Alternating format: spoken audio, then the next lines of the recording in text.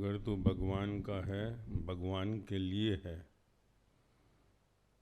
तो तेरे को कोई श्राप भी दे, दुर्वासा मुनि भी, इस संसार में दुर्वासा मुनि बहुत है ना,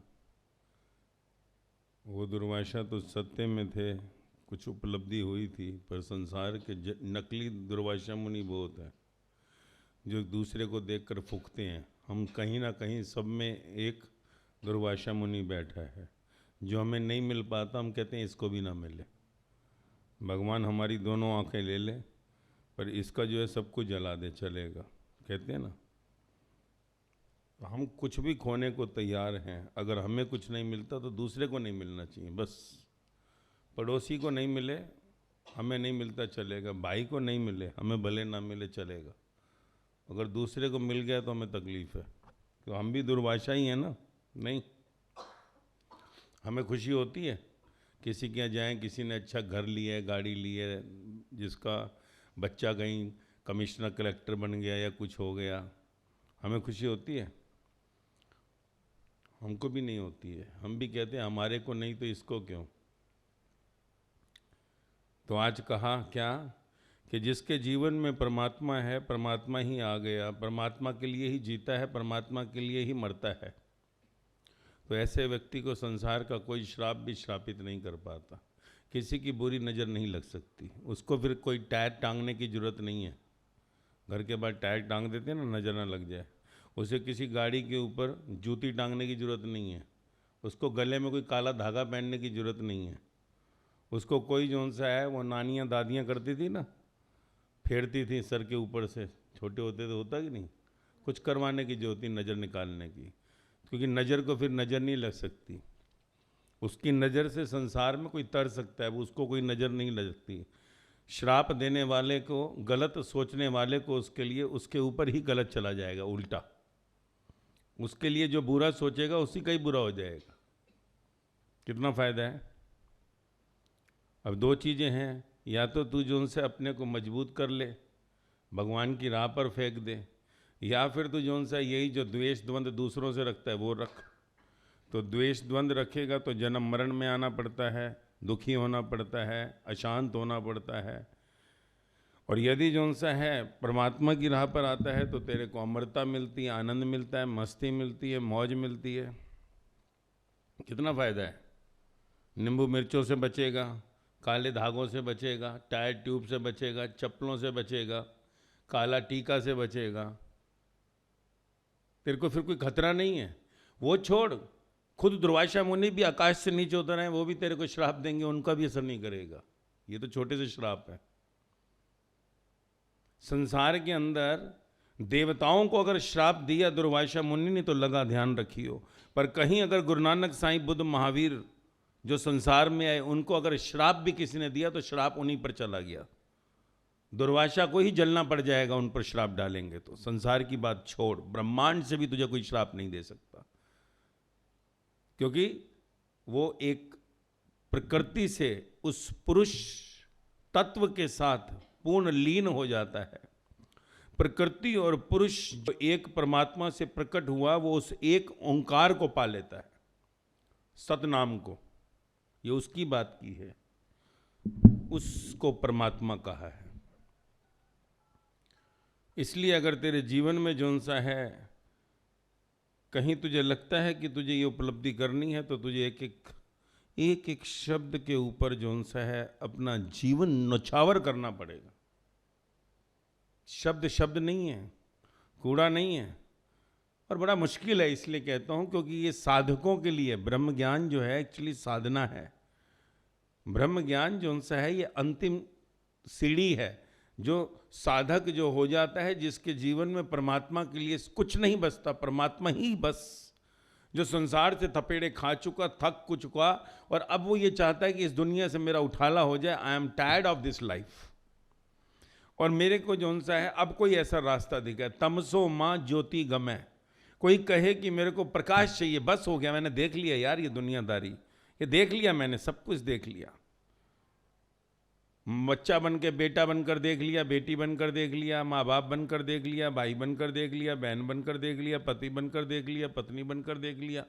I have seen every part of my life, और जो नहीं देखा है वो दूसरों को देख कर देख लिया। And I am tired now, I want to get rid of this life, इस संसार से मैं मुक्त होना चाहता हूं। ये ब्रह्म ज्ञान उनके लिए है, पर मिल रहा है बोनस में, बोनस में मिल रहा है। ये एक्चुअली उसी के लिए जो संसार को पूर्ण रूप से पीठ दिखाने को तैयार है, जो जगत की किसी भी तरह की जो ये परवाह नहीं है उसको, अब उससे परवाह नहीं है कि कोई उसको सूली पर चढ़ाए या कांटों पर लिटा दे या हाथ पैर काट डाले या जहर दे डाले। ये ब्रह्म ज्ञान वो उच्च कोटि का ज्ञान है जो मिला उनको जिन्होंने अपने अंदर तूफान पैदा किया था परमात्मा को उपलब्ध होने का।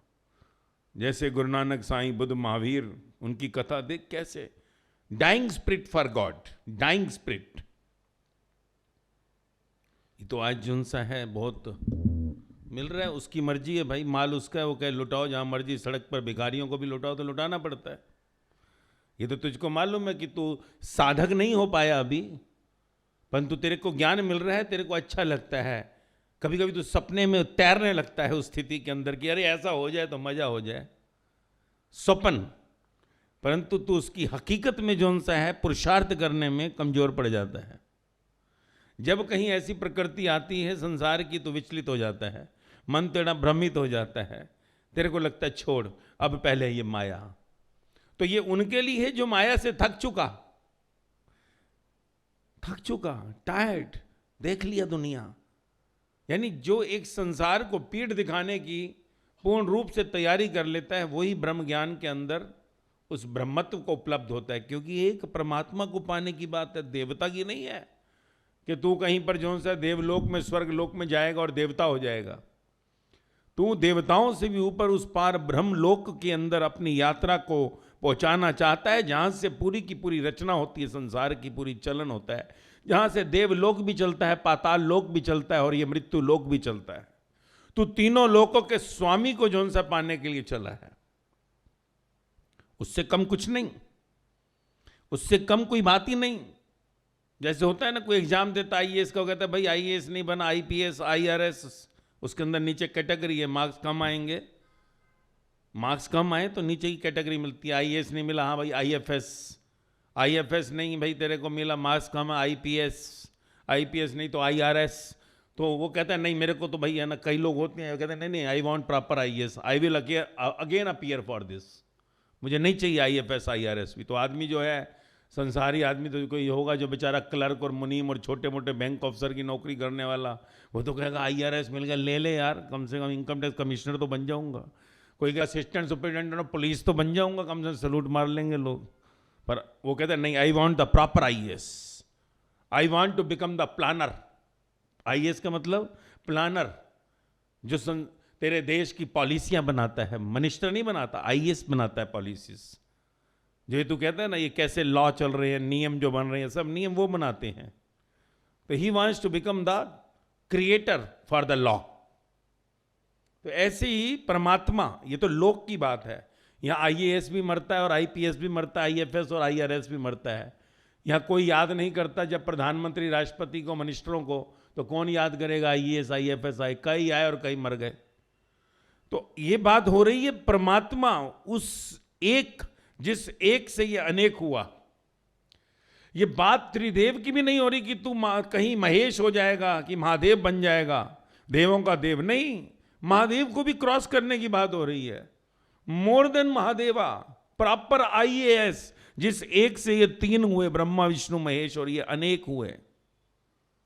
अब देख ले कितनी हायर क्लास में तू बैठा हुआ है। कोचिंग कौन सी मिल रही है तेरे को? तेरे को मालूम तो होना चाहिए तू कोचिंग कौन सी लगी। तू सोच रहा हो कि है ना छोटे मोटे देवता बन जाएंगे। यहां देवता की बात ही नहीं है, डायरेक्ट प्रॉपर आईएएस, प्रॉपर एक ओंकार जिससे तीन और पूरी सृष्टि चली। अब मेहनत भी उतनी करनी पड़ती है, फिर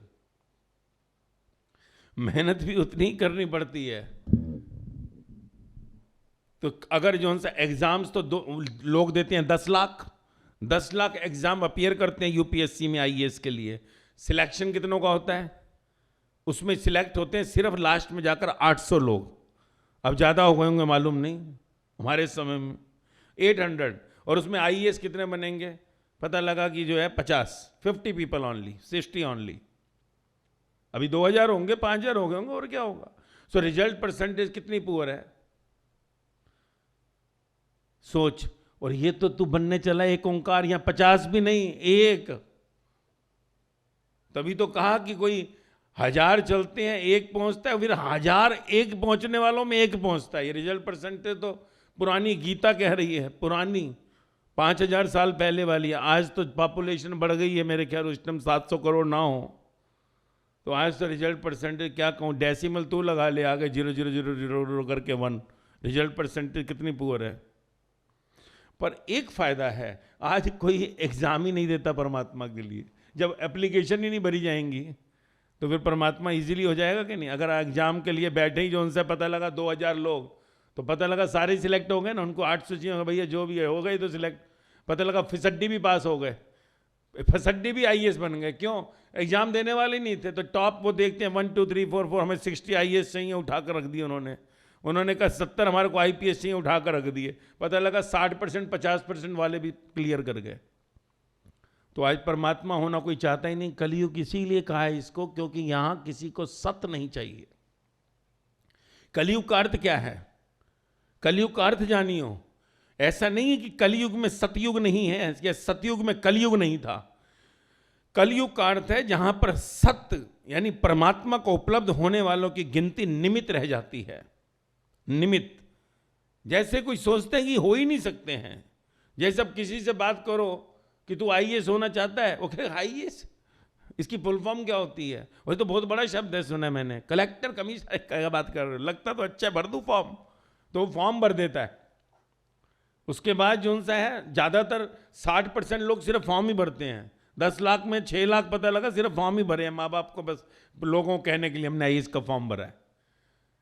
और परमात्मा के लिए तो कोई फॉर्म भी नहीं भरता, कहते तो पाप हो जाएगा कि मैं परमात्मा हो जाऊं। परमात्मा के लिए कोई फॉर्म भी नहीं भरने को राजी हो, कहता मैं परमात्मा हो तो पाप हो जाएगा, मैं और परमात्मा होने के लिए फॉर्म भरूं।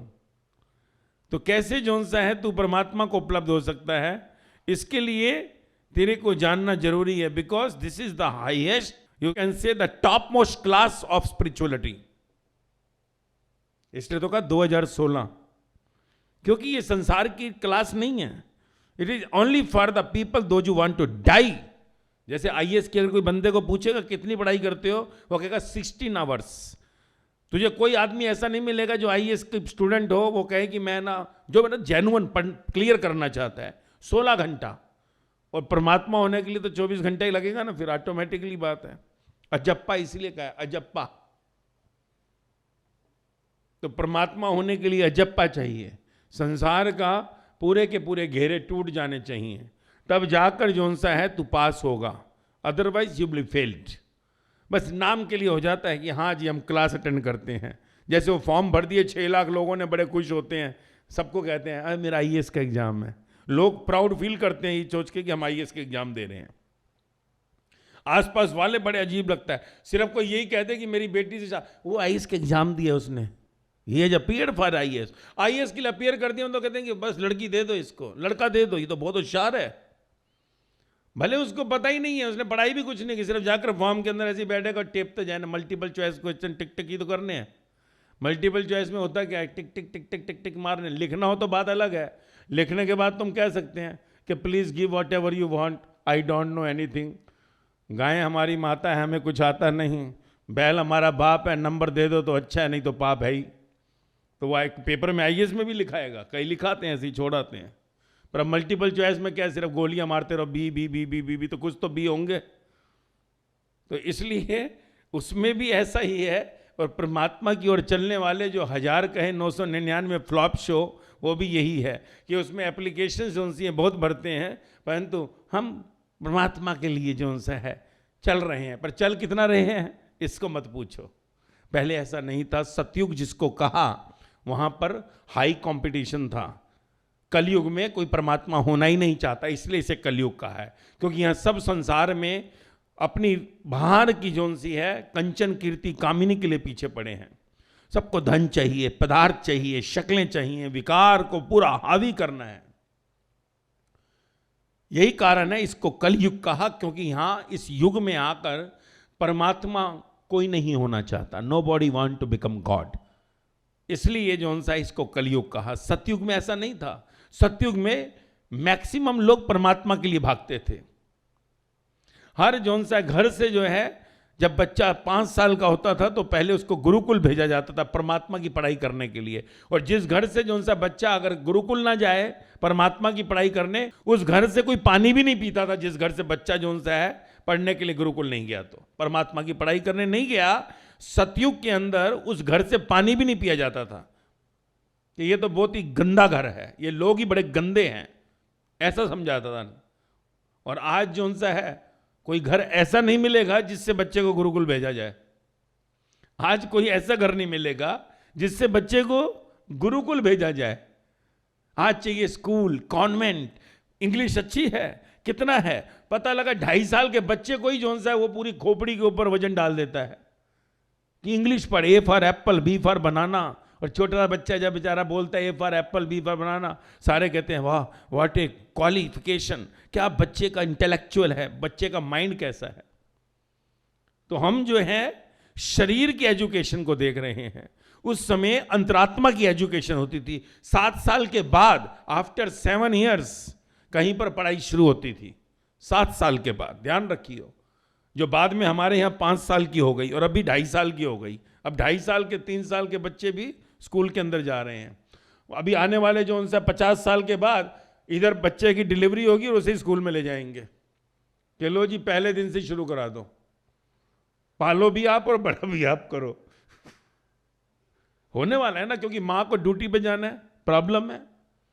माँ को नौकरी कैसे छोड़ देते, तो कंपटीशन बहुत हाई हो जाएगा ना आने वाले 50 साल के बाद। कहा ना, आज जिस हिसाब से इक्विलिब्रियम को बाहर खड़ा कर दिया है, तो आने वाले कल में स्त्रियां घोड़ी पे आएंगे लेने के लिए, चलो दूल्हे साहब बर्तन बुर्तन मांजने के लिए। खेल उल्टा हो जाएगा, प्रकृति है ना। तो वो समय दूर नहीं है कि बच्चा पैदा होगा और स्कूल छोड़ाएंगे कि लो जी छोड़ भी आए। वो कहते मुंह तो दिखा देते, माँ कहेगी मेरे को कम से कि कोई नहीं कल देख लेंगे, क्योंकि डेवलपमेंट इतना है, बॉडी को इतना जो उनसे मेडिकली फिट कर दिया जाएगा। विज्ञान ऐसी खोज कर रहा है कि बच्चे की डिलीवरी जो सी है वो ऐसे होगी कि बॉडी को मालूम ही नहीं पड़ेगा बच्चा पैदा किया है। ये तो ये जान के हैरानी होगी कि नो पेन नथिंग, मालूम ही नहीं पड़ेगा कि बच्चा पैदा भी हुआ है। तो ये क्या हो रहा है, ये सब प्रकृति के विरोध के अंदर पूरा खेल शुरू हो रहा है। Everything going against the nature, इसलिए इसको कलयुग कहा है, क्योंकि यहां सब की सब प्रकृति की दिशाओं को विपरीत कर दिया जाएगा। और ऐसी दिशा में परमात्मा की बात कौन करेगा। आज कहा ना, तेरे बच्चों को देख, जो आज के बच्चे हैं टीनेज, जिसको तू कहता है आज टीनेज में हैं, उनमें से कितने बच्चे हैं जो राम राम की माला जप रहे हैं, कितने बच्चे हैं सुबह उठकर हनुमान चालीसा पढ़ रहे हैं, कितने बच्चे हैं जो मंदिरों में जा रहे हैं, कितने बच्चे हैं जो व्रत रख रहे हैं, तू बता है। और आज जो है ऐसे गुरु भी नहीं है जो उनके अंदर परमात्मा का बीज देने के लिए उनके लेवल पे खड़े हो सकें, नहीं आ रहे। तो क्या होगा, आफ्टर 50 years, 50 साल के बाद इन बच्चों की जो बच्चे आएंगे, तुझे कहा ना धर्म के नाम पर आज जितना भी चल रहा है सब मिट जाएगा। कोई जन्म पत्री नहीं, कोई मंदिर गुरुद्वारे मस्जिद चर्च नहीं, कोई धर्म की किताब नहीं। क्यों? क्योंकि वो इस चीज के अंदर जाने को इच्छुक नहीं है। They want the practical religion, practical religion. वो कहती है रिलीजन का अर्थ क्या है, हर ग्रंथ जो आपका कह रहा है रिलीजन का अर्थ है आनंद पाना। रिलीजन का अर्थ क्या है? धर्म का अर्थ कोई बाहरी कर्म कांड नहीं है, धर्म का अर्थ है टू बी ब्लिस्ड, आनंद पूर्वक हो जाओ। आनंद पूर्वक का अर्थ दुख और सुख दोनों तेरे जीवन में आए, तुझे रासे ना, दैट इज कॉल्ड ब्लिस, आनंद। इसलिए जितने भी परमात्मा हुए उनको हमने सत्यचित आनंद कहा। तो कौन है आनंद में, बोल? सब तो धर्म के अंदर हैं, परंतु आनंदित कौन है? तेरे को खोजना पड़ेगा। लाखों लोगों के अंदर एक भी तेरे को कोई विरला मिलेगा, विरला। जो कहा ना 1000 में एक पहुंचता है और 1000 पहुंचने वालों में एक, यानी 10 लाख में एक आदमी मिलेगा जो आनंद की तरफ चल रहा है। इन 10 lakh 1 उस समय की काउंटिंग, आज तो 1 करोड़ हो गया। आनंद है किसको? हम तो दुखी हैं, थोड़ा कुछ हो जाए दुखी हैं, थोड़ा कष्ट आ जाए तो दुखी हो जाते हैं, थोड़ी लॉटरी लग जाए तो खुश हो जाते हैं। We are the persons of emotions. हमारा पूरा का पूरा चक्र जो है वो एक ऐसे पायदान पर है जहां थोड़ा सा भी आवक हो या जावक हो हिलने लगता है मन, मजा आ गया, एंजॉय। और जहां जाने लगता है वहां दुखी हो जाते हैं। आनंद है कहाँ? और धर्म का दूसरा नाम आनंद है, आनंद का दूसरा नाम धर्म है, तो धर्म है कहां? और अगर जो उनसा है कल बच्चे इस चीज को नकार देते हैं तो उसके अंदर कुछ संशय की जरूरत नहीं है।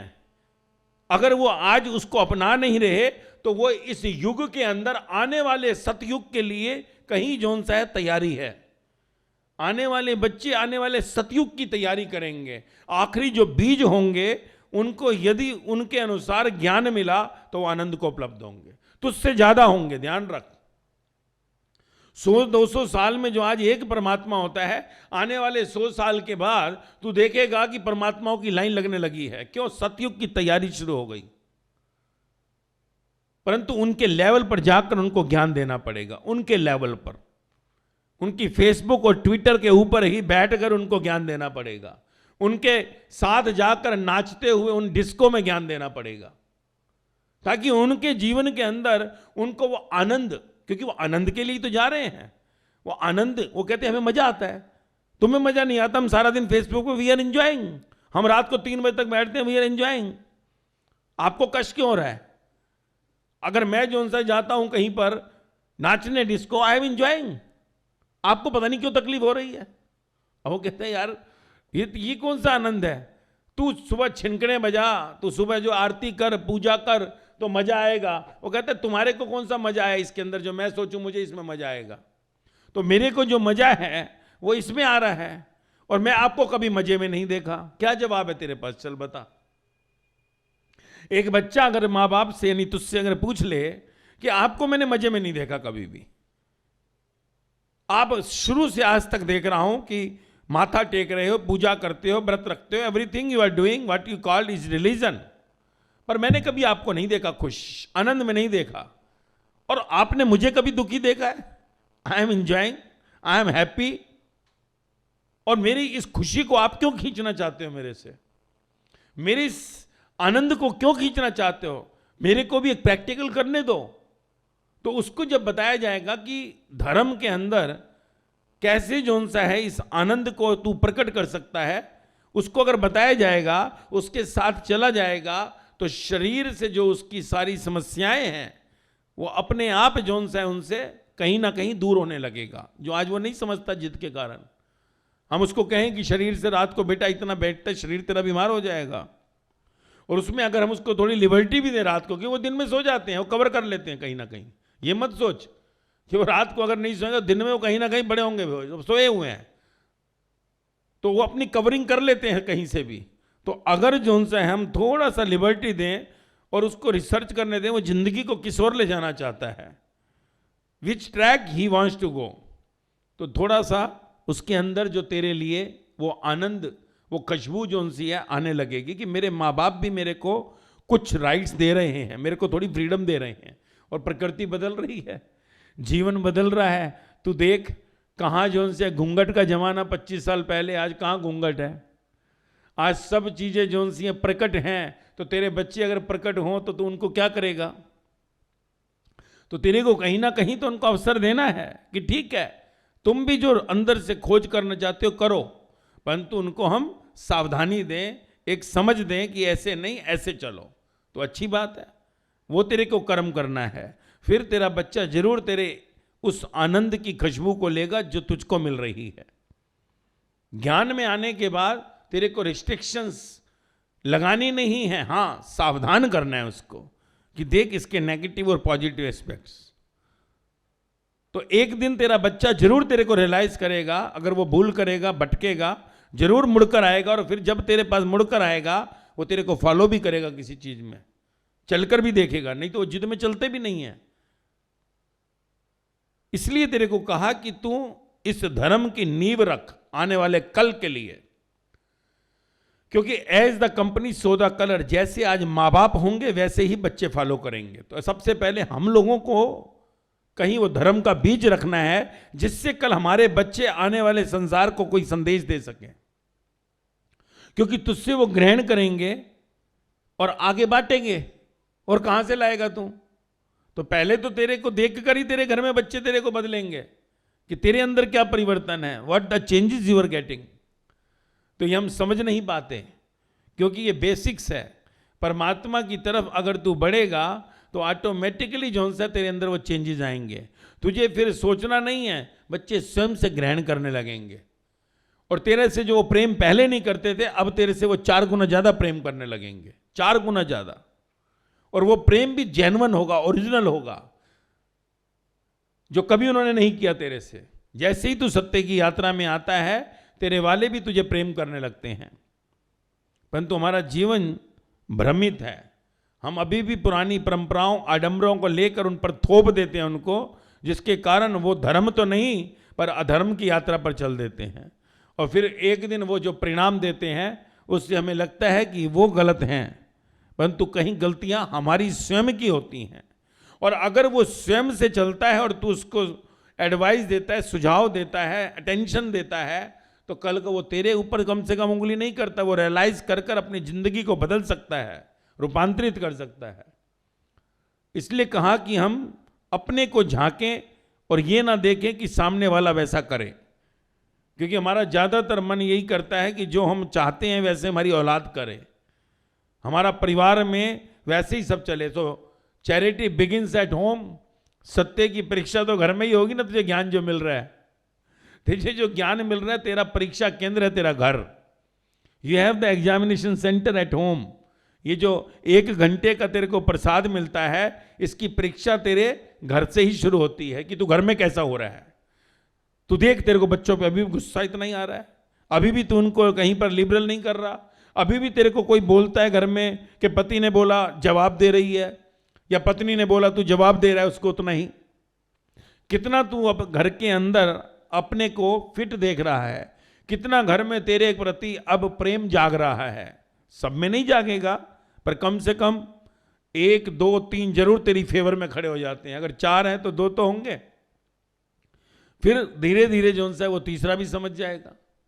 तो ये खेल ऐसा है कि सत्य के अंदर जब तू चले तो कहीं ना कहीं तेरे को इस चीज के लिए सावधान रहना है कि तू किसी चीज को इंपोज मत कर। और जिस दिन तुझे तेरा परिवार ही तेरा परिवार नहीं, पूरा संसार एक परिवार नजर आने लगे, उस दिन समझ कि तेरी यात्रा परमात्मा की ओर पहुंच गई।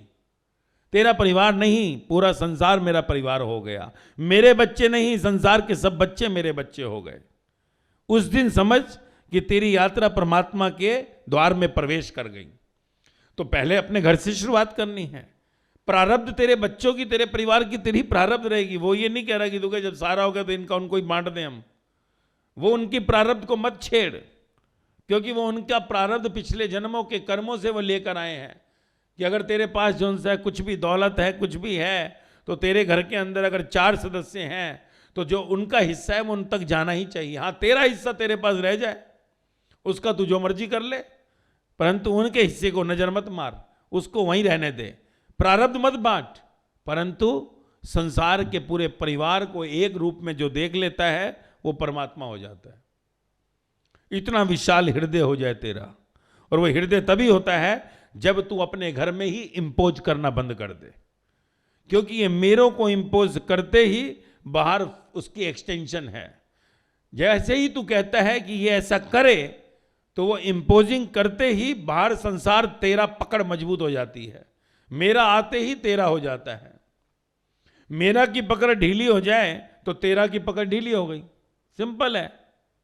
फिर बाहर तेरे को नजर ही नहीं आएगा, और एक दिन मेरा गिरेगा तो तेरा भी गिर जाएगा। और जहां मेरा और तेरा गिर गया तो सारा संसार एक सहज परिवार हो गया, फिर कोई झंझट ही नहीं है। इसलिए इसको समझना जरूरी है, क्योंकि ये तेरे से कनेक्टेड है, विद यू। क्योंकि पहले तो तुझे अपना उद्धार देखना है कि तेरे जीवन की जो यात्रा है, ये जो आज सत्य में चली, आज तुझे जो अवसर मिला है परमात्मा से, कि आज तेरे को परमात्मा होने का अवसर मिला है, दैट टू दैट वन, जिससे 3 हुए और अनेक हुए। एक परमात्मा का जब तेरे को कहीं आज मौका मिला है फॉर्म भरने का, और तू कोचिंग ले रहा है उस एक की, तो तू पहले अपना उद्धार दे कि you should get selected to that God post. तेरा सिलेक्शन हो जाना चाहिए गॉड पोस्ट के लिए। और वो कब होगा? जब तू अपने अंदर ध्यान देगा। जो कबीर ने कहा ना, बुरा जो देखन मैं चला, बुरा न मिलया कोई, जो मन देखे आप ना मुझसे बुरा ना कोई। वो क्या था? उसने अपने अंदर झांका कि मुझे ऐसा क्यों लग रहा है कि जमाल ऐसा क्यों नहीं कर रहा मेरा बेटा, मुझे ऐसा क्यों लग रहा है कि मेरी पत्नी ऐसा क्यों नहीं कर रही, मुझे ऐसा क्यों लग रहा है कि मेरा नौकर ऐसा क्यों नहीं कर रहा। तो उन्होंने उस मेरा को हटाया तो वो जो तेरा वो अपने आप गिर गया। फिर पूरी सृष्टि जो है वो उसका दृष्टा हो गए। तो बुरा कोई था ही नहीं, मैं ही बुरा था। और जैसे उन्होंने अपने को बुरा देखा वो बुराई गिरने लग गई, क्योंकि अपने को बुरा देखना ही तो बुराई का गिरना है।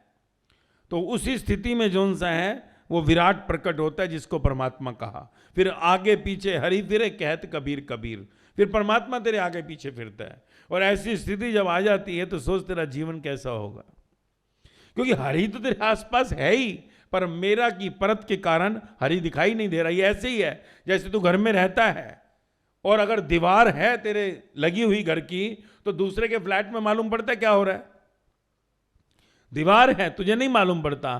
तो ऐसे ही तेरे जो सा है चारों तरफ दीवार बनी हुई है तेरे फ्लैट में, ये घर नहीं फ्लैट, इसमें दीवार बनी है और तू देख नहीं पाता उस हरि को।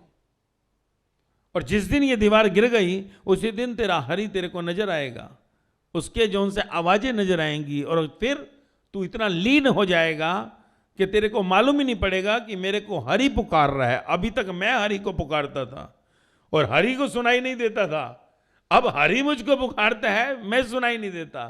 तो this is give and take. परमात्मा को तूने बहुत घंटियां बजाई मंदिर में, परमात्मा को भी थोड़ी देरी घंटियां बजाने दे। तूने परमात्मा को बहुत भोग लगाया, अब परमात्मा को तुझे भोग लगाने दे। मजा तो तभी है ना। बच्चे कभी कभी जिद कर लेते हैं, छोटे बच्चे होते हैं, माँ की गोद में लेट जाएंगे कि माँ तू खिला, अच्छा लगता है मुझे तू खिला, बच्चे होते हैं ना। ऐसे ही वो जो कबीर की स्थिति में पहुंच जाता है वो अपने को ढीला छोड़ देता, तो उसको मालूम है परमात्मा है, पुकार रही है मेरी जगत जननी मुझको, पर वो जान करके अपना जोन सा है वो स्थिति रखता है कि माँ मुझे जबरदस्ती खिलाएगी। तो परमात्मा जोन सा है अपने हाथ से भोग लगाता है, परमात्मा स्वयं जोन सा है चारों दिशाओं में उसके रहता है। तो जैसे छोटे बच्चे को आवाज मार दे सुन सुन सुन, तो ऐसी स्थिति हो तो आनंद है। इसलिए कब तक तू घंटियां बजाएगा, कब तक तू उनके द्वार पर जाएगा, क्यों नहीं उनको ही अपने द्वार पर बुला लेता। ये तेरी कोई भक्ति है? भक्ति का अर्थ है जो परमात्मा को अपने द्वार पे बुला लेता है। जो परमात्मा को अपने द्वार पे बुला ले वही परमात्मा हो गया। ध्यान रख, परमात्मा को उपलब्ध वही होता है जो परमात्मा को अपने द्वार पे बुला ले। और उसको अपने द्वार पे बुलाने के लिए जगत की इस दीवार को गिराना होगा, मैं मेरा की दीवार को गिराना होगा। जिसको तू कहता है ये मेरा है, ये क्यों नहीं मान रहा मेरा बेटा, ये मेरी बेटी क्यों नहीं मान रही, ये मेरा पति क्यों नहीं मान रहा, ये मेरी पत्नी क्यों नहीं मान रही, ये मेरा ही दीवार है। ये दीवार हटे तो पूरा विराट जोन सी है वो प्रकृति प्रकट हो जाएगी। और उस प्रकृति में परमात्मा आगे पीछे हरि फिरे कहत कबीर कबीर। क्यों? तो विराट हो गया। और विराट को पकड़ना बड़ा मुश्किल है। फिर परमात्मा और तेरे बीच में आंख मिचोली का खेल चलता है, जैसे तेरे और परमात्मा के बीच में आज चल रहा है। आज परमात्मा को तू पुकार रहा है कि मैं हनुमान मंदिर हुआ हूं, मैं राम मंदिर हुआ हूं, मैं गुरुद्वारे हुआ हूं, मैं महावीर मंदिर हुआ हूं, मैं बुद्ध मंदिर हुआ हूं। अभी तू जाता है और वो जो उनसे सुनता नहीं। और एक प्रकृति का वो समय कि वो तेरे पास आए, जब मंदिर से परमात्मा तेरे पास पहुंच जाए तो तेरा जन्म सफल हो सकता है। नहीं तो मरेगा, मरना पड़ेगा। दीवार बीच में रह गई तो मर गया तो सड़ेगा ना, क्योंकि शरीर के मरने के बाद शरीर का बाहरी का तो स्थूल शरीर का तो यहां पर जला देते हैं, चिता को दफना देते हैं, पर सूक्ष्म शरीर को कौन जलाएगा? सूक्ष्म शरीर को कौन जलाएगा? तेरे अंदर शरीर के अंदर शरीर है। कहा ना ये शरीर एक शरीर नहीं 7 शरीरों से बना हुआ शरीर है, विद द 7 बॉडीज। और उस एक बॉडी को जला दिया, बाकी 6 बॉडी कौन जलाएगा? उस अंदर के शरीर को कौन जलाएगा? और वो शरीर तो तड़पेगा, रोएगा, पीटेगा, मरेगा, और उसकी व्यवस्था तू करता नहीं है। और ये ब्रह्म ज्ञान का अर्थ है जो उन शेष शरीरों से तेरे को मुक्त करा देता है, 6 से भी मुक्त करा देता है। ये तेरा पिंडदान हो रहा है अंदर के शरीरों का। ब्रह्म ज्ञान जो तुझे मिलता है ये तेरे 6 शरीरों का तेरे को कहीं ना कहीं मुक्ति धाम तक ले जाने के लिए समझ पूरा का पूरा पिंडदान एडवांस में हो रहा है। इसके लिए तेरे बच्चे तेरे कर भी नहीं सकते इस दान को।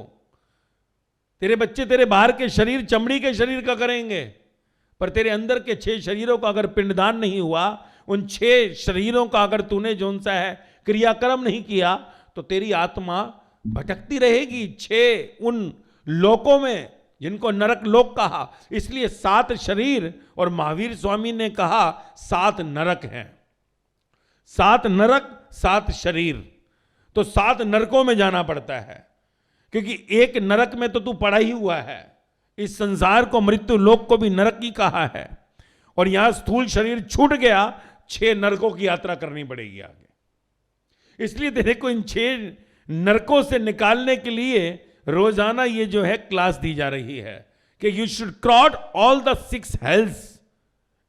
और जो इन 6 नरकों को पार कर जाता है, जो इन 6 नरकों का पूरा खेल खत्म कर देता है, वो पार ब्रह्म को उपलब्ध हो जाता है, परमात्मा हो जाता है, महावीर हो जाता है, गुरु नानक हो जाता है, साईं बाबा हो जाता है। पर हम समझ नहीं पाते।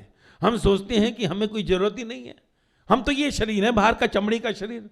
ये खाया जिसने आज रोटी, अभी रात को खाऊंगा और सो जाऊंगा और सुबह उठूंगा, बैठ टी पीऊंगा, बच्चों के लिए जो काम कर रहा है और ये दुकानें खोल रहा है, फैक्ट्री, तू तो अपने को ये शरीर समझ के बैठा है। ये तो बाहरी रूप है, ये तो लाखों बार मरा, इसकी तो आयु बहुत कम है, 100 साल नहीं है। अंदर के 6 शरीरों की आयु करोड़ों बरस है, करोड़ों। तो उस करोड़ों बरस के शरीर की आयु को तू मुक्ति नहीं दिलाता, जिसमें इतनी पीड़ाएं और दुख हैं, और इस शरीर के लिए तू इतना जोन सा संसार में अपना समय व्यर्थ कर देता है। रोटी कपड़ा मकान परमात्मा ने दे भी दिया, फिर भी तू अंदर के 6 शरीरों की मुक्ति की नहीं सोचता। मजे की बात, कितनों के पास सब कुछ है जो 100 साल के शरीर की अवस्था के लिए चाहिए, पर वो अंदर के 6 नरक लोकों को पार नहीं करना चाहता, और जीवन जो सा है करोड़ों वर्षों तक झूलता रहता है इसी संसार में। उसी को 84 लग का है। 6 नरक जून ही तो कहीं ना कहीं 84 की यात्रा कराते हैं, और फिर मनुष्य बनकर आएगा इस 7वें नरक में। ये नरक ही है, यहां कौन सा तेरा पार ब्रह्म है? जिस संसार के अंदर आकर कहीं जीसस जैसे भगवान परमात्मा स्वरूप को जो सा है सूली पर चढ़ा दिया, जिसमें आकर साईं बाबा जैसे व्यक्ति को जो सा है सूखी रोटियां खिलाई गई, जिसमें आकर महावीर स्वामी जैसे परमात्मा के कानों में कीले ठोक दिए, पत्थर मारे गए, जिस जगह पर आकर सुकरात जैसे व्यक्ति को जहर दिया गया, मंसूर के हाथ पैर काटे गए, बुद्ध को पागल हाथियों से मारने की कोशिश की गई, तो ऐसी जगह के ऊपर तुझे लगता है ये क्या स्वर्गलोक है, ये पार ब्रह्म लोक है? कौन सा लोक है ये? और ये तो कुछ भी नहीं। यहां तो फिर भी कोई तेरे पर तरस कर लेता है, somebody makes sympathy on you, पर तूने कभी कुत्ते पे सिंपैथी की है? याद कर, कभी तूने गधे पे सिंपैथी की है? तूने कभी कीड़े मकोड़ों पर सिंपैथी की है? कॉकरोच पर सिंपैथी की है? मच्छर पर सिंपैथी की है? यार ये मच्छर को मैं हिट से क्यों मारूं, मर जाएगा बेचारा। जब तू हिट डालता है तो कभी मच्छर को देख गिरते तड़पता हुआ, तूने तो सिर्फ हिट डाली है उसको मारने के लिए, पर हिट डालते ही मच्छर तड़पता है जमीन के ऊपर। तो इसी लोक में है, इसी धरती लोक के ऊपर वो जो सा तड़प रहा है योनि में अपनी, पर तू नहीं समझेगा कि कभी तू भी उस योनियों से निकल कर आया। तू नहीं जानता कि कितनी योनियों से तेरी जिंदगी निकल कर करोड़ों वर्षों के बाद ये मनुष्य देह में आई है, और इस मनुष्य देह में तू परमात्मा को प्राप्त कर सकता है। You can be the God. और हम जीवन व्यर्थ कर देते हैं, मालूम नहीं पड़ता। 100 साल की जिंदगी तो यूं निकलती है गोली की माफिक। तुझे अभी कहा जाए हाँ भाई अपनी कहानी याद है तेरे को, तो हाँ मुझे मालूम है, ये देखो गांव में ये स्कूल है, देखो यहाँ मैं पढ़ता था, ये स्कूल देखो यहाँ तक मैं 10th पढ़ा। एकदम याद आ जाएगा, हाँ मेरा प्रिंसिपल होता था ध्यान सिंह, अरे हाँ मैंने एक बार जो सा वहाँ लेक्चर दिया था। सब चीज़ें तुझे याद आ जाती हैं, आती है कि नहीं? स्कूल टाइम की दैट। और तू कहेगा यार जिंदगी, और अपनी शक्ल देख आईने में तो तेरे को अजीब लगेगा कि 50 साल पहले की चीज को तू आज भी रिकलेक्ट कर लेता है। 50 साल कैसे निकले तुझे मालूम पड़ा? 50 साल 40 साल कैसे निकल गए? 40 years 40 into 365 days into 24 hours into 60 minutes is equal to लगा कितना जिंदगी के समय तूने निकाल दिया इस धरती के ऊपर, और पाया क्या है? What you achieved. घर बनाया, वो तो एक दिन तब्दील हो जाएगा शमशान में। पूरा संसार ही एक दिन जो सा है शमशान में तब्दील हो जाता है। तेरे से पहले कितने घर यहां बन चुके, जंगल थे, किसी से पूछो खार कैसा था, कि जंगल था, जंगल था। यहां पर फ्री में जमीन कितने की लेनी है, उठा लो जितना चाहिए प्लाट। 100 साल पहले यहां कौन पूछ रहा था? देश आजाद हुआ, वो कहता है जहां मर्जी फेंसिंग डाल लो उतना एरिया हमारा हो गया। आज पूछो तो कहता है 1 बेडरूम हाल 500 फुट का स्क्वायर फीट का फ्लैट, भैया 2 करोड़ रुपया, 2.5 करोड़ रुपया है। तो एक दिन फिर कोडियों के भाव होगा, लेने वाला ही कोई नहीं होगा, तो रेट कहां से आएगा? रेट तो तभी आता है जब लेने वाला हो। This is the demand and supply. Demand हो और सप्लाई ना हो तो रेट बढ़ता है।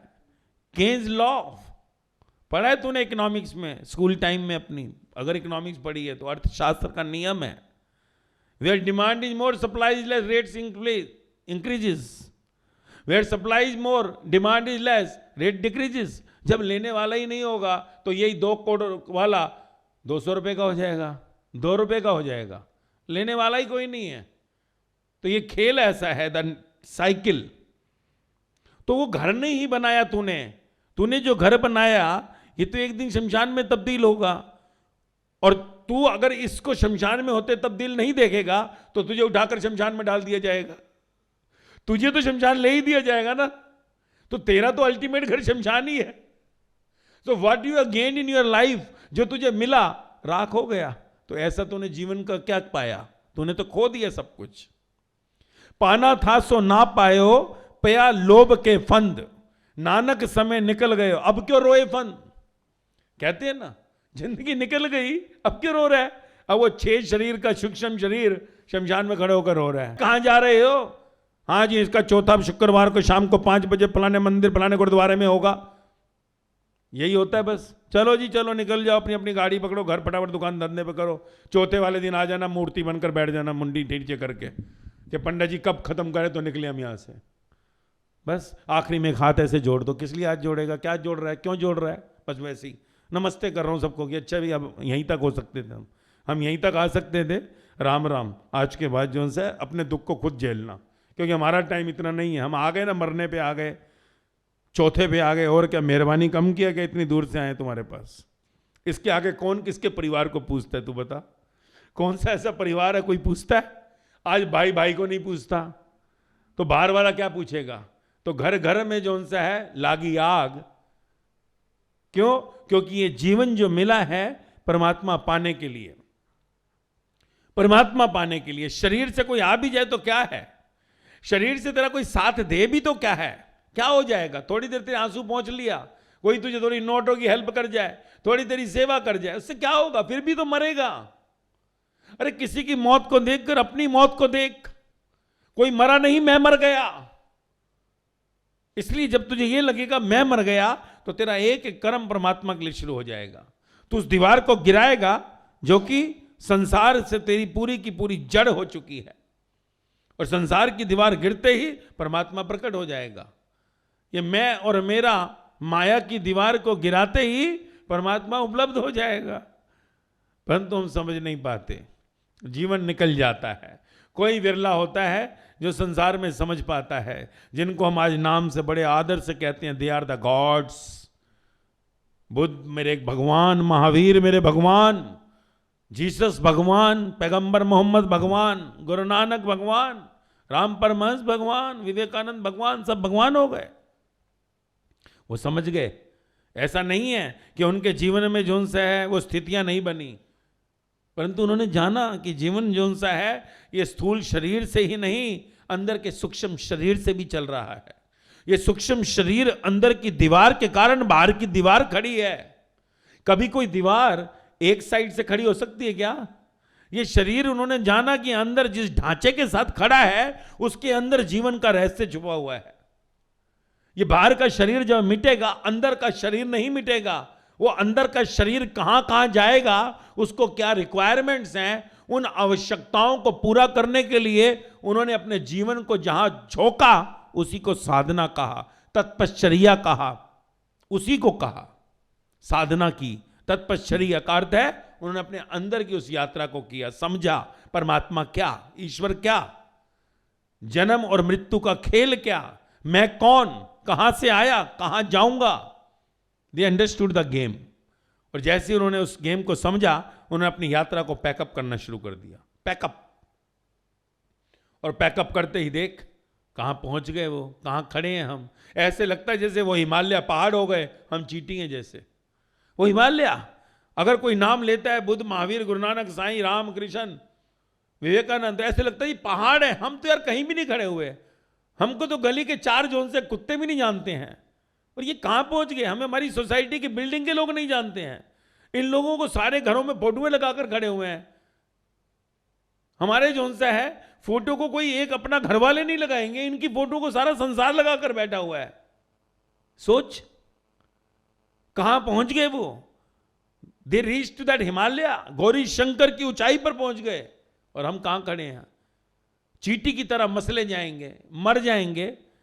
और जीवन का जोन सा है ये खेल अगर समझ आ जाए तो तू भी उस हिमालय की श्रृंखला में आ जाएगा।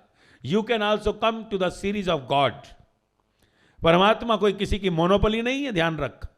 God is not the monopoly business कि सिर्फ ये जोन सा है बुद्ध को, महावीर को, जीसस को, गुरु नानक, साईं बाबा को, राम परमहंस, विवेकानंद को ही मिला।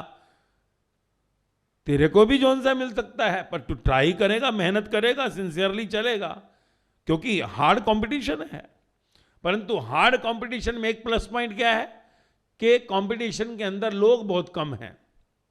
मेहनत तो करनी पड़ेगी, ये नहीं कि तू सोचे फिर अनइलेक्टेड हो जाऊंगा, अनअपोज्ड, कोई है ही नहीं तो मैं अब हो ही जाऊंगा, फिर क्या जरूरत है। नहीं, इसके लिए श्रम तो करना पड़ेगा। श्रम करे बिना तो संसार नहीं मिलता। कुछ 2 रुपया भी तो परमात्मा कैसे मिलेगा। जब मैं कहता हूं उन्होंने श्रम नहीं किया संसार के लिए, तो उन्होंने परमात्मा के लिए अथक श्रम किया। अथक, थके नहीं, इतना श्रम किया। 20-20, 22-22 घंटा परमात्मा के लिए वो बोलते थे, सारा दिन रात वो चलते थे। अगर तू देखे उनकी जो सी कथाओं को, तो उन्होंने अपने जीवन में इतना बोला कि तेरे जो सा है अंदर इतनी आवाज भी नहीं होगी। इतना उन्होंने संसार को जो सा ज्ञान बांटा। परंतु अंत में जो सा क्या हुआ, परमात्मा तो वो हो गए, पर उनको जो पीछे चलने वाले थे उनकी गिनती वो ना रही। गर्दन झुकाने वालों की तो हो गई, स्थूल शरीर से पूजा करने वालों की भीड़ तो हो गई, पर दूसरा जोन सा है गुरु नानक, साईं, बुद्ध, महावीर पैदा नहीं होता जल्दी नहीं होता। तो आज हमें अवसर है, हम उस परमात्मा की उस उपलब्धि को ग्रहण कर सकते हैं। बस अपनी माया की दीवार को गिरा, दीवार गिरते ही तेरे दर्शन हो जाएंगे। इसलिए जहां जहां मैं और मेरा आता है, अलर्ट यूर सेल्फ, अटेंशन में आ जा। क्यों यार मैं इतना फंसा हूं यार, ये कहां जोन सा है 60 साल की उम्र, 50 साल की, 40 साल की, 40 साल पहले यहां कहां था मैं। 40 साल प्लस 9 मंथ्स मेरी उम्र अगर जो है 9 महीना जोड़ दूं मैं अपने बर्थ डेट में, तो मैं कहां था इस मां की कोख में। और जब मैं मां की कोख में नहीं था तो मैं कहां था। ये रिश्ते तो इस संसार के अंदर बने और मृत्यु के बाद सब खत्म हो जाते हैं। कहां से बेटा आया, कहां से बेटी आई, कहां से भाई आया, कहां से बहन आई, कहां से मैं सेठ बना, कहां से मैं नौकर बना। इस संसार में जो मिला वो जोन सा है कहीं ना कहीं पिछले मेरे प्रकृति के खेल थे, जिसका निपटारा करने के लिए मिला। और एक दिन इन सब ने चला जाना है, मुझको चला जाना है। आखिर जीवन की यात्रा कहां रुकेगी। तो अगर उस सवाल को हम अपनी गहराई में उतारेंगे तो जवाब तेरे अंदर से आएगा, तेरे अंदर से। मेरा जवाब तुझे काम नहीं देगा, क्योंकि मेरा जवाब है, तेरा नहीं है वो। जब तेरे अंदर से तुझे आवाज आएगी तो देख लेगा सब संसार में एक खेल चल रहा है। It is only A game going on. ये सिर्फ एक प्ले है जो चल रहा है। ये एक पर्दे के ऊपर, स्क्रीन के ऊपर पिक्चर है जो चल रही है। और स्क्रीन की पिक्चर को तू अगर ओरिजिनल समझ ले तो तुझसे बड़ा मूर्ख कोई नहीं है। स्क्रीन के ऊपर पिक्चर चल रही है, प्रोजेक्टर पीछे से फेंक रहा है और तेरा ध्यान स्क्रीन के ऊपर है, प्रोजेक्टर पे नहीं जाता। पिक्चर प्रोजेक्टर दे रहा है, ध्यान रख, स्क्रीन तो साफ है, सफेद है, प्लेन है, मजे तू स्क्रीन पे ले रहा है और प्रोजेक्टर को नहीं देख रहा। इसलिए जीवन जहां से आ रहा है उसको देख। ये शरीर जो है सिर्फ प्रोजेक्टर हैं, जिनको तू कहता है कि ये शरीर जो सा है मेरे हैं, ये सारे शरीर तो पर्दे हैं। ये पर्दे में तुझे कोई दिखाई दे रहा है, मेरा बेटा है, मेरा बाप है, मेरी माँ है, मेरा भाई है, मेरा पति है, मेरी पत्नी है, पर अल्टीमेटली जब लाइट बंद होगी, प्रोजेक्टर बंद होगा, जैसे फिल्म दी एंड होता है, तो कहेगा अरे यार ये क्या है, कुछ भी नहीं है, I am fool, bloody fool, फूल नहीं ब्लडी फूल। आखिरी में फिर तू अपने को थप्पड़ भी मारेगा, होगा क्या, तब पछताए हो तो क्या जब चिड़िया चुग गई खेत। तू कहेगा एक पर्दे के लिए मैं इतना पागल हुआ पड़ा था। कभी कभी तो फिल्मों में भी देखेगा, कई लोग रो रहे होते हैं कि अरे अरे शाहरुख खान मर रहा है, अरे अरे ये बेचारे अमिताभ को इतनी गहरी बीमारी आ गई, इमोशनल हो जाता है आदमी, रो रहा है। अब वो मूर्ख को ये नहीं पता ये पर्दा है। कईयों को तू देखेगा वहां पर इमोशनल होते हुए बहुत ना, तो वो क्या है, एक हम पर्दे को ही ओरिजिनल समझ लेते हैं, पर वो ओरिजिनल नहीं है। ऐसे ही वो एक पर्दे पर जो स्लाइड चल रही है, ऐसे ही तेरे घर में एक फिल्म चल रही है, पर तू इसे पर्दा मान नहीं सकता। तो कहता ऐसे कैसे पर्दा मान ले, तो एक दिन सब मुकेंगे तो फिर हो गया ना प्लेन। यहां तो ओरिजिनल कैरेक्टर मिटेंगे। जब वो पर्दे के कैरेक्टर मिट जाते हैं तो इस पर्दे के कैरेक्टर क्यों नहीं मिटेंगे। शाहरुख भी मरेगा, अमिताभ भी मरेगा, सब मरने वाले हैं, नहीं मरेंगे। तो तेरी भी पिक्चर के जो तेरे कैरेक्टर हैं सिर्फ यही है, पर्दे पे चल रहा है। यहां सिर्फ तू देखता है, वो बेडरूम में जा रहा है, वो ड्राइंग रूम में आ रहा है, वो किचन में जा रहा है, बस फर्क क्या है, सिर्फ इतना है। पर प्रोजेक्टर पर ध्यान नहीं है जहां से पिक्चर चलती। कभी तूने थिएटर में मुड़कर देखा प्रोजेक्टर की ओर, ये पिक्चर दिखा कौन रहा था, कभी देखा? तू अगर 100 पिक्चरें देख के आया, तेरा एक बार ध्यान नहीं गया होगा पीछे प्रोजेक्टर की तरफ कि पिताजी अगर पीछे से वो ना फेंके तो प्लेन पर्दे पे क्या ऐसी की तैसी कराऊंगा। पैसे जो दे रहा हूं तो उसको नहीं देख रहा जो पिक्चर दिखा रहा है, सामने प्रोजेक्टर कर रहा है, फेंक रहा है। ऐसे ही तू घर में स्क्रीन देखता है, पर्दा देखता है, मेरा बेटा मेरी बेटी, बेटे के अंदर उस प्रोजेक्टर को नहीं देखता जो ये पिक्चर चल रही है। बेटी के अंदर प्रोजेक्टर को देख, पति के अंदर प्रोजेक्टर को देख, पत्नी के अंदर उस प्रोजेक्टर को देख, मां बाप के अंदर प्रोजेक्टर को देख। प्रोजेक्टर इसी को आत्मा कहा है। आत्मा, सूक्ष्म शरीर, एनर्जेटिक बॉडी, नाम जो भी ले ले, जो भी दिया सबने, योगियों ने, अगड़म टगड़म, जो तेरी मर्जी हो नाम दे ले, चॉइस योर्स। तो हम इस शरीर को, पर्दे को देखते हैं, अंदर के प्रोजेक्टर को नहीं देखते। जिस दिन ध्यान प्रोजेक्टर पे लग गया, शरीर जो सा है मिटने लगेगा, और जिस दिन शरीर मिटने लगेगा आनंद में झूम उठेगा, नाच उठेगा, और उसी दिन ये जन्म उस अजन्मे से मिलेगा और उस आनंद को लूटेगा जिस आनंद के लिए ये मनुष्य जन्म मिला है। The last birth in the living beings, the top most category in the living beings, above which +1 is God and -1 you are going to the ditch. You are going to the ditch. क्योंकि वो सीढ़ी straight है, टेढ़ी मेढ़ी नहीं है। एक zone सा है, सिर्फ मौत होगी, हाथ छूटेगा, सीधा नीचे गर्त में गिरेगा आकर, और फिर रो रहा होगा ये क्या किया। 1 step up, that God projector, and पूरी जिंदगी गंवा दी। समझदार है? नहीं है। मैं कहता हूं गधा है। अपनी समझदारी को थप्पड़ मार। होगा तू साहूकार सेठ, होगा तू कुर्सी का कोई मालिक, पर गधे की तरह मरेगा। क्योंकि अगर गुरु नानक, साईं बुद्ध, महावीर, राम या कृष्ण की तरह संसार में नहीं चमका तो तेरी मौत और एक जानवर की मौत में कोई फर्क नहीं होगा।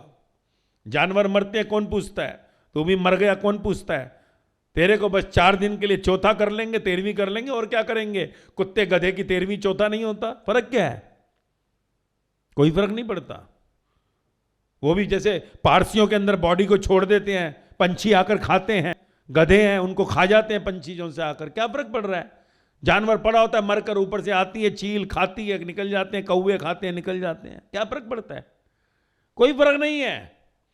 Because this body is only for the journey to the God. परमात्मा के राज्य में अगर तू नहीं पहुंचा तो इस शरीर से सारी यात्रा व्यर्थ हो गई। You lost your game. इसलिए कहा कि समझना आवश्यक है। यू हैव टू अंडरस्टैंड कि सत्य क्या है, तत्व क्या है, चेतन शक्ति क्या है, मैं कौन हूं, कहां से आया हूं, कहां जाऊंगा।